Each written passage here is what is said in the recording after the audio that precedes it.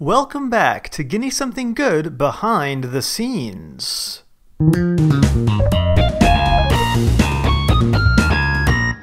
Today's episode we will be continuing what we started in the last Behind the Scenes video, which is my work on a little side series, frame by frame animated, very simple sketchbook-like characters. And yeah, let's jump right in, shall we?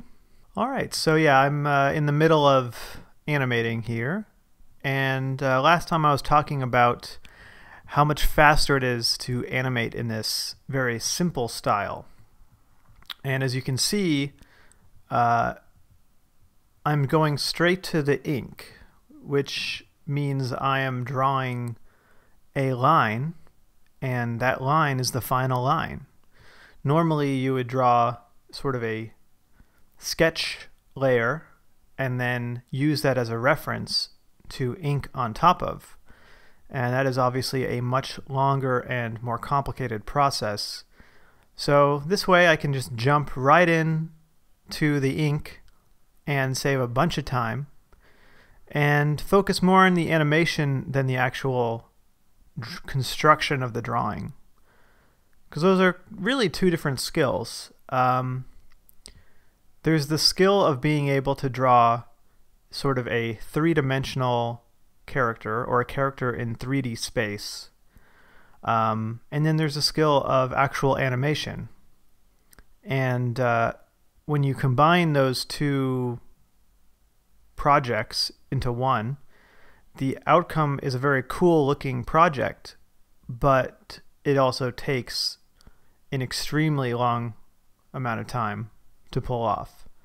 Like I mentioned in the last video, a 2.5 minute short I did in the frame by frame style took me 6 months of constant work. I didn't do anything else. And that's why they have teams of animators. I mean, the reality is that this type of animation is not done by one person. Typically, yeah, you'd have a lead animator who would draw the keyframes, and then you would have people who were hired to draw all the in-between frames. He plans out what the action will look like. He draws the main frames, the main drawings that the other people sort of use as reference to finish the animation. So to do it all on your own, you have to figure out a different approach. So, you know, the main series is using objects, and that's really the best way I've found to produce on a regular schedule. And I can still use animation principles of making it look smooth. It's just that I don't have to draw every frame.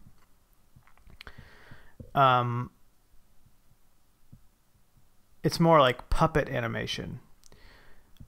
But yeah, but if you want to do frame by frame animation, then you have to figure out something else, because to do it the traditional way either will take you, you know, a year to do a 5-minute short, or you have to hire people, or you know, you do this. You draw a very simple animation. And I'm still not sure how long this is going to end up taking. It's still a time-consuming process, even with these simple drawings. But it's definitely faster than the full animation approach. And I will say that's part of why I'm doing the full animation for the game, is that the game, there is a shortcut, or there is a time-saving component, which is that you reuse the animations. Because in a game, every animation cycle is a move that you do in the game over and over again. But in a animated short, you don't reuse animation cycles unless you're like Scooby-Doo. You could, I mean, that would be another strategy, is to be like a Scooby-Doo type cartoon where you actually animate specific cycles that you know you'll reuse again and again. that just isn't not appealing to me specifically. So I wouldn't do that for an animated short, but I can see why that would be one strategy, certainly.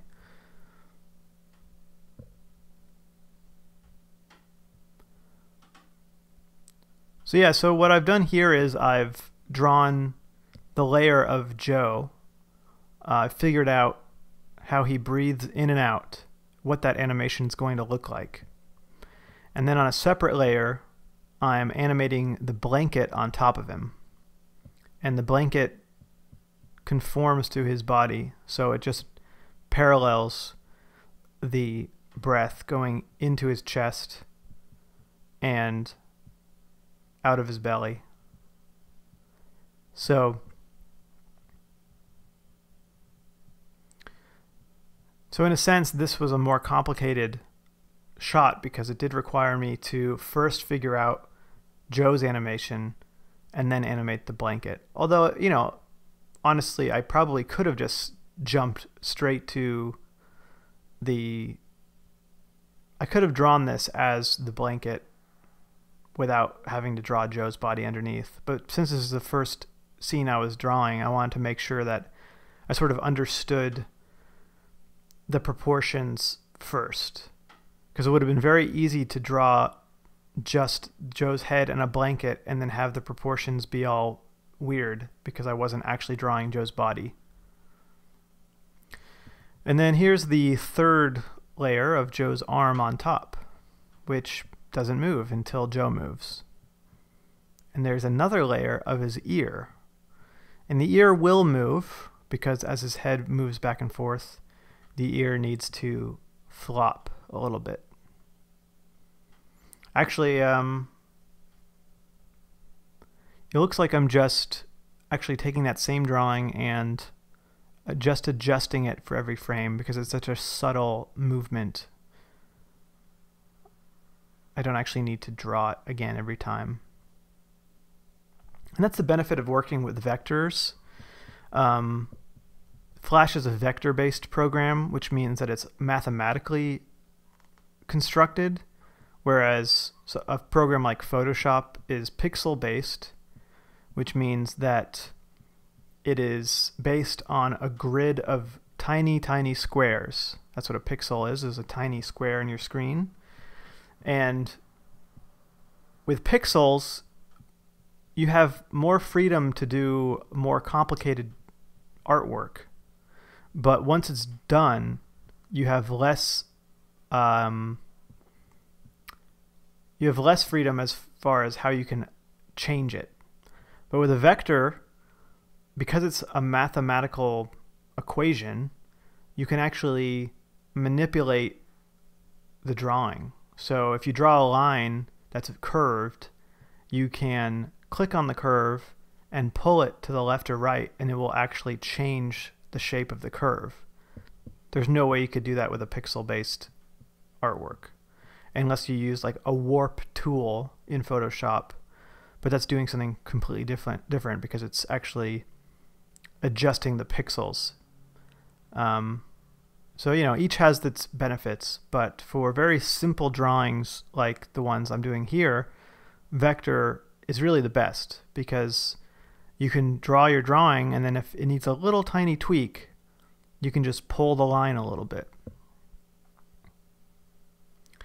And here what I'm doing is I'm drawing the keyframes. Like I said before, normally it would be one person's job to draw the keyframes, or the main drawings, and someone else's job to fill in the drawings in between those. But even if you're working on your own, you still need to draw the keyframes first so that you know where the action is going. Where does it start? Where does it end? And with keyframes, it's typically the drawing where the action changes direction. So the first key was Joe lying down. The second key was Joe sitting up. The third key was Joe on the ground. The fourth key was Joe looking up. So it's down, up, down, up, down, up. You know, anytime the character's changes direction, that's a good time for a new keyframe. And when you plan out your animation that way, it just allows you complete control over how you want the animation to look. If you do it what they call straight ahead, which is more kind of what you would do with stop motion, where you just move it and then you move it a little bit more, and then you move it a little bit more, and you move it a little bit more. You can definitely animate that way, but you don't have as much control because you don't quite know where it's going to end up. All right, well, that's the end of that video. Thanks for watching, and probably go ahead and continue the process in the next behind the scenes. See you next time.